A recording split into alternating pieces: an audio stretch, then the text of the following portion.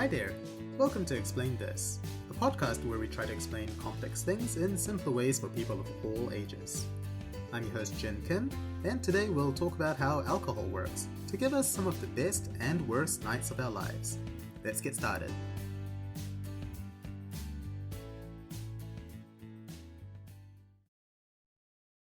Alcohol. Provider of good times, courage, and washing away the pains of life. But also, bringer of terrible hangovers, regrets, and overall, making a fool of yourself. Alcohol has some weird properties. When you first start drinking it, you feel a bit buzzed. It makes you feel happy and excited, while making you feel just a little bit more confident and relaxed.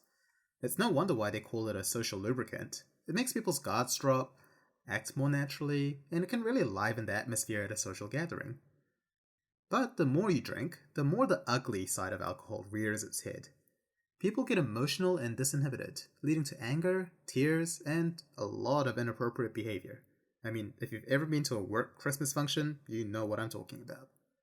People lose their filter, and they can say hurtful things, or do embarrassing things that they're sure to regret the next day. Eventually, if you drink too much, you can't even walk or talk properly, which can result in some pretty serious injuries or even death. So how does alcohol work? Why does it do such funny things to our brains and bodies? Let's briefly go over it as if you're 5 years old, bearing in mind that this podcast does not condone feeding 5-year-olds alcohol, no matter how hilarious it may be to watch drunk children.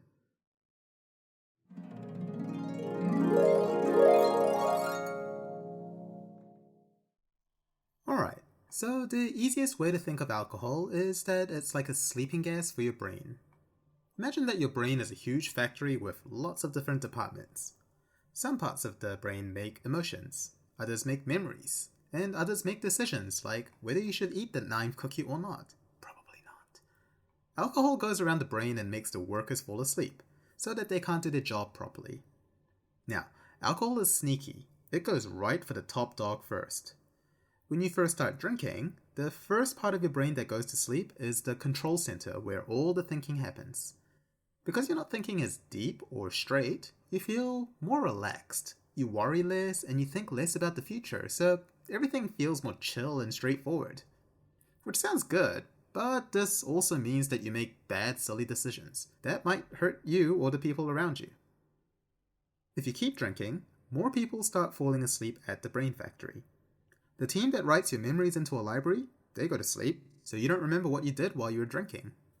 The team that control your talking also go to sleep, so you talk all weird and slurred and don't make any sense. You start walking funny and stumbling over because your balance has gone to sleep as well.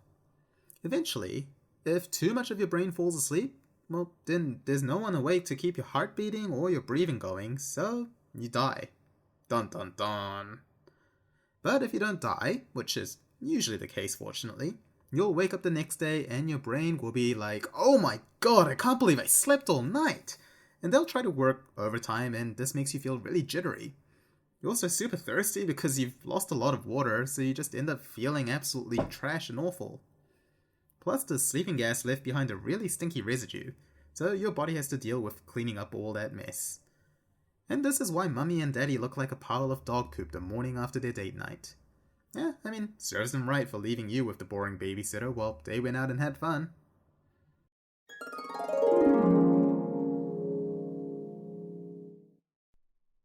Welcome back. So we're going to go pretty deep into the topic of alcohol this episode. We'll talk about how alcohol affects the brain, how it affects our perception of the world, and what causes hangovers and Asian flushes. Oh, and for the sake of technicality, because everyone loves technicality, especially scientists, when I talk about alcohol in this episode, I'm specifically referring to the kind that you find in alcoholic drinks, ethanol.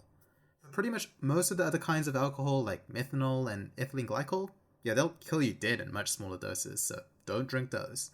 So whenever you hear alcohol in this episode, we're talking about ethanol, okay? Alright, moving on. So the easiest way to explain how alcohol works is that it acts as a downer. In technical terms, it's a central nervous system depressant, which is a very fancy way of saying that it reduces your brain activity. Your brain works like a super complicated computer with lots of switches. Some switches make your brain do more things, while others, they make the brain do less. alcohol goes around the brain and activates the do less switches, which powers down the nerves. These are called GABA receptors, and it's also how sedatives like benzodiazepines work. The first part of your brain that gets powered down is the cerebral cortex. Now this is the part of the brain that really makes us human. It controls our higher order thinking, like planning for the future, discipline, making responsible decisions, and being rational. And this is why alcohol is a great social lubricant. It makes you overthink less. It makes you less afraid of consequences, so you act more natural and bold, while giving you confidence to take more risks. What a wonderful substance. But at the same time, the cerebral cortex is, kind of extremely important. Not thinking about the long term means you might do stupid things like jumping off a roof into a shallow pool, breaking your neck, and leaving you paralyzed. It might mean that you insult your boss at a work party, or sleep with your best friend's ex, or getting someone pregnant. So that's the risk you take. You gotta balance the loosening effects of alcohol with having some control over your brain. Otherwise, you might screw up your life in all kinds of creative ways. Now in the past, we used to think that alcohol disinhibits you, and that's why you make bad decisions. Essentially, the thought was that because you don't have your rational side holding you back, you act recklessly in things like social norms, ethics, and all the virtues that make you a good person normally, they don't stop you anymore. So you act like an animal, literally. But in recent years, the thinking has changed a bit. Nowadays, we describe the effects of alcohol as making you short-sighted. This is the alcohol myopia theory, myopia being the medical word for short-sightedness. What this means is that because your cerebral cortex has gone sleepy-bye, you don't have the brain power to think globally. You focus only on what's happening immediately in front of you, while the background is all blurred out, like what happens when a short-sighted person isn't wearing her glasses. Because the background is blurred, you don't think of long-term considerations and consequences. You don't take context into account, and your understanding of your true self changes. So you become extremely reactive rather than proactive. This explains why when you're drinking, everything seems more vibrant. You're experiencing your immediate thoughts and feelings and sensations much more intensely. Because that's the only thing that you're aware of. Everything else is just crowded out of your brain. Now this sounds cool because it sounds like you're living in the moment, but in reality, it's like you're working with half a brain, or like you'd been lobotomized. For example, this explains why many people drunkenly call their ex or crush at 3 AM in the morning, because their immediate thought might be that they missed him or that they're feeling horny, while completely disregarding all the problems and incompatibilities and hardships they had as a couple, or not considering that their crush is in a happy relationship. So in short, alcohol makes us inconsiderate. So think about that the next time you're about to go OTP. What's the worst way your brain could betray you if you had no control?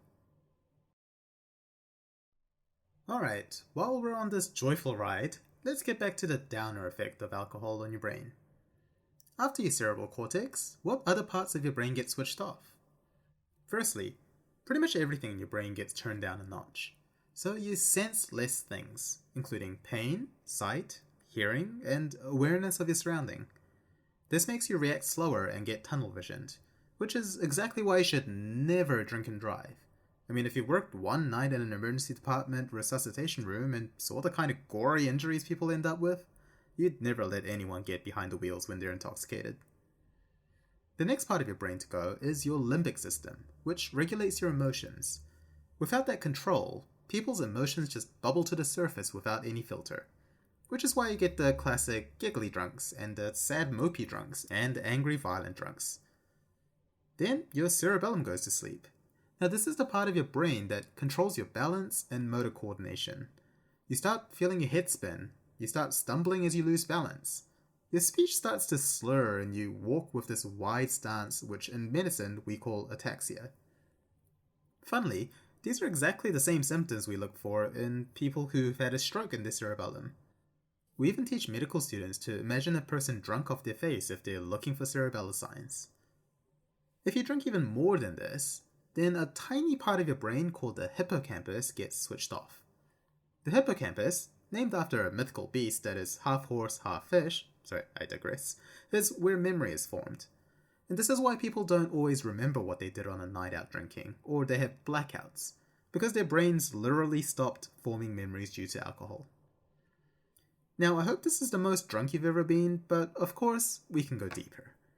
With enough alcohol, you can turn off even the most important functions of the brain. Eventually, your brainstem, the part of your brain that literally keeps you alive, starts to drift off to sleep.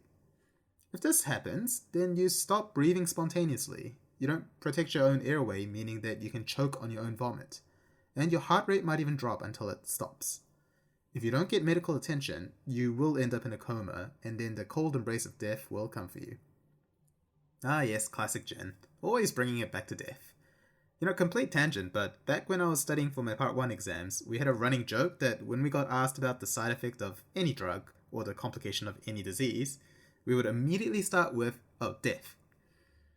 Anyway, sorry for being a killjoy, but alcohol really does kill in lots of creative ways. Because what did you expect when you're intentionally poisoning your body? So, drink responsibly. Alright, well, now that sermon's over, we'll take a short break while you look back on all your crazy nights out in your youth, or last Friday night. When we're back, we'll dial it back a bit and talk more about why we feel so terribly hungover the day after we drink a lot. And we're back. Alright, I feel like I'm already really selling how awesome alcohol is. Not. So let's carry on and talk about the awesome part that comes the morning after. The hangover. It's such an awful phenomenon that there's even a trilogy of average comedy movies named after it.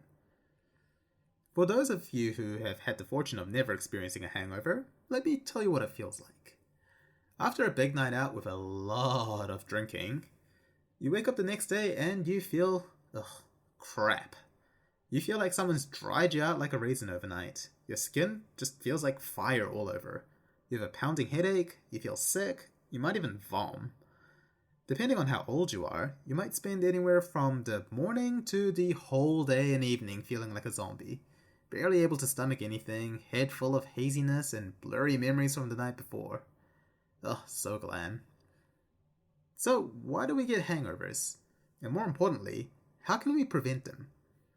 Well, turns out hangovers can't be blamed on just one thing, other than your decision to drink too much, of course. The first culprit is dehydration. When people go out drinking, they rarely drink enough water, because, well, you're drinking plenty of fluids already, right? Well, the problem is that alcoholic drinks often make you more dehydrated, because they either have plenty of sugar in them, or the alcohol itself makes your kidneys waste more water through urine. This is why if you have good friends, they force you to chug a lot of water before you go to sleep after a night out. The second is electrolyte imbalance. Your blood is salty, and the various salts all serve important functions like making your nerves function. When you get dehydrated, you lose a lot of these salts, and then you lose even more when you're vomiting up everything because you've been pumping your stomach full of poison. Yeah, that's seriously why you vomit after drinking, because your liver is all, dude, what the hell, this stuff is nasty. Third, speaking of your liver tries its darn hardest to break down the poison, which is alcohol, so it can get it out of the bloodstream. To do this, it uses two enzymes, which are basically protein machines, to break down alcohol into something called acetaldehyde, and then into acetic acid, which is literally vinegar. Now, if acetaldehyde sounds nasty, that's because it is. Acetaldehyde is the reason why you feel real crap when you're hungover. It makes you nauseated, makes your skin all flushed, gives you palpitations and headaches, and even makes you feel short of breath. It takes a while for your body to break it down into vinegar, so you have to suffer until it does. Now, I'm trying to keep things simple, but acetaldehyde is an important word to remember because it'll come up in the next section, so keep an ear out. The last reason hangovers make you feel bad is, remember how I said alcohol acts as a downer and shuts down your nervous system? Well, turns out your body doesn't like being messed around, so it adjusts. After it realizes it's being kept asleep, the nerves all wake up when the alcohol wears off, and they start overcompensating, which essentially gives you a rebound stimulation. This is why when you're hungover, you feel oddly agitated and jittery, and bright lights and loud sounds really bother you. So putting this all together, a hangover is pretty much your body telling you, congratulations, you played yourself, and punishing you for poisoning it. But now that you know what causes it, we can also fight hangovers. The first step is obvious. Drink less booze. I mean, Jesus, it's not rocket science. But other than the obvious, the other important thing is to drink as much water during the night out and then the day after to get rehydrated ASAP. Try to eat foods that replenish your electrolyte stores and energy. Bananas and electrolyte drinks like Enerlyte and Pedialyte help, but not Powerade or Gatorade because of the sugar content. There's been some good research showing that bacon sandwiches are excellent hangover cures too. If you don't normally drink alcohol, then this episode is really not meant to make you want to drink. You can tell that I'm not sponsored by any booze companies, right? Now, just to add to the fun, let's talk about one other fun thing alcohol can cause for some people: Asian flush. You might have noticed that some Asian people go bright red in their face even after a sip of alcohol. I mean, this happens to my dad. He literally turns crimson after one beer. This is a very well-described phenomenon called Asian flush syndrome. Yeah, very imaginative name. Despite the name, not all Asians suffer from this. I'm Korean, but luckily I inherited my mum's genes and never get Asian flush. Oh, thank God. Funnily, I've never been breathalyzed because the cops see my clean, non-beetroot face and assume I haven't been drinking. Also because I don't drink and drive because nobody freaking should. That's kind of a repeated message for today. I'm sorry for all the PSAs. Anyway, remember how we talked about acetaldehyde causing hangovers? Well, turns out for many Asians, they have a genetic variation where their livers process alcohol differently. You're probably thinking that people who get Asian flush go red because they get drunk really quickly because they can't break down alcohol. But you'd be wrong, it's actually the opposite. Turns out for a lot of Asians, they have a special version of the first enzyme that breaks down alcohol, called alcohol dehydrogenase, and this enzyme works extra hard. Yeah, turns out even our enzymes are hardworking. Because alcohol dehydrogenase breaks alcohol down to acetaldehyde, if it's overactive, then you rapidly break down the alcohol. This means that you feel the effect of alcohol much less, so you can drink lots and not feel drunk. But instead, you build up acetaldehyde much quicker. Because the second enzyme can't keep up, the acetaldehyde just piles up. That's why people with Asian flush get the characteristic red skin while feeling sick and nauseated and headachy. It's like they skip having the fun buzz of alcohol and go straight into a hangover state. Woo. Funnily enough, this effect is so powerful that many people with Asian flush syndrome end up having lower rates of alcoholism because they just don't want to drink. Now, some clever scientists picked up on this fact ages ago and came up with a way to reproduce the effect in people who don't normally get Asian flush syndrome. If you take a medicine called disulfiram, it will slow down the second enzyme which breaks down acetaldehyde into vinegar. So it's working on a different enzyme to Asian flush, but the end result is the same: more buildup of acetaldehyde. Now, why in the world would you intentionally cause a hangover in people? I mean, I wouldn't wish it on my worst enemies. But turns out it's surprisingly effective in helping people with chronic alcoholism because they don't want alcohol as much while on disulfiram because it makes them feel so incredibly sick. Ah, the joys of medicine. Well, after all that depressing, sickening talk of the negative effects, I feel like I need a drink. I mean, don't get me wrong, alcohol isn't all bad, as long as you drink responsibly and in moderation. I mean, I sure love having a glass of wine with dinner or having a beer with friends. There's plenty of research showing that in moderation, alcohol can help reduce blood pressure, improve your cardiovascular health, improve your sex life, and overall just chill you out. God knows it makes first dates and awkward parties and events more relaxed and smooth and fun. Hell, even elephants and birds have been observed intentionally eating fermented fruit just to get drunk, stumbling around the jungle. I mean, just don't drink too much, because it can also cause fatal injuries, chronic liver failure, dementia, broken relationships, weight gain, and erectile dysfunction. So, all the fun things. Killjoy Gin strikes again. Ha ha ha. If it helps, I wrote most of this podcast while swilling cocktails while on vacation, so clearly I condone some healthy drinking. Okay, so other than here's all the ways drinking too much sucks, what did we learn today? First, we learned that alcohol works as a depressant or a downer on our nervous system. It powers down our brain. Second, We learned that this means that we think less, making us very short-sighted and not thinking about long-term consequences or the future, just what's happening now, which can be good but also bad. Third, we learned that hangovers and Asian flushes are caused by the waste product of alcohol, acetaldehyde, and you can use the science to turn alcoholics away from wanting to drink. Fourth, despite all the bad effects of alcohol, like all things in life, if we use it in moderation, it can really add to our lives.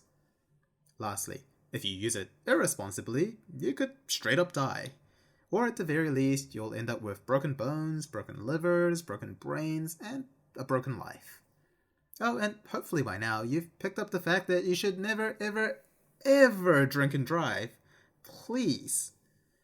But seriously, alcohol can be such an awesome thing as long as you use it carefully. So go out there and enjoy a beer with your mates, a glass of wine with your dinner, or a fine whiskey or cocktail over a deep and meaningful conversation with your date.